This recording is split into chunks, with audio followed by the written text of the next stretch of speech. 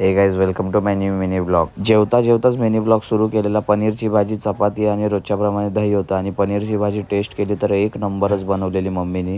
Daily आजी माझी घरी बनवते दही, आणि मग दही पण टेस्ट केली तर दही पण एक नंबर झालेली. आपला काला घोडा घेतला आणि डायरेक्ट निघालो हॉटेल शूटला जाण्यासाठी. आज आपल्यासोबत ओमकार पण होता, कारण ओमकारला पण त्या साईडला काम होतं म्हणून ओमकार पण सोबत आलेला. फायनली हॉटेलला पोहोचलो आणि गरमी एवढी बाहेर होत होती ना, कायच सांगू. मग वॉचमॅन काकांना बोललो सलाम आणि मग निघालो हॉटेलच्या आतमध्ये. हॉटेलच्या आतमध्ये अनिल दादा काम करत होता. संध्याकाळी डायरेक्ट मिनी ब्लॉग कंटिन्यू केला. आणि गरमी मुंबईमध्ये एवढी वाढली आहे ना, काय सांगू. मग तोंड बिंड धुवून मस्तपैकी फ्रेश झालो आणि आरशामध्ये जरा बघून स्टाईल मारत होतो. हॉटेलमध्ये आली अचानक मध्ये मांजर, आणि काकांनी तिला उचलला, हातावर खेळवत होते. आणि मला तर बाबा कुत्रा आणि मांजराची भीती वाटते म्हणून मी लांब लांब पळत होतो. मग वॉचमॅन काका सोबत बाहेर जरा बसलो आणि वॉचमॅन काकांनी वेफर आणलेले तर मला पण देत होते. आणि आपले वॉचमॅन काका एवढे चांगले आहेत ना, जे पण खायला पियाला काही आणतात तर मला पण देतात. म्हणजे खूप चांगले वॉचमॅन काका आपले. आणि हे काका आज पण आपले इथे वेफर आणि खोबऱ्याची चटणी सोबत खात होते वेफर. आपले वॉचमॅन काका जगापेक्षा वेगळेच आहे. खोबऱ्याची चटणी आणि वेफर कोण खातं का. 11:30 वाजता हॉटेलवरनं निघालो आणि थांबलो इथे बोरवलीला सिग्नलला येऊन. आजचा मिनी ब्लॉग आवडला असेल तर नक्कीच लाईक, शेअर, सबस्क्राईब, कमेंट करायला विसरू नका. भेटूया नेक्स्ट मिनी ब्लॉगमध्ये.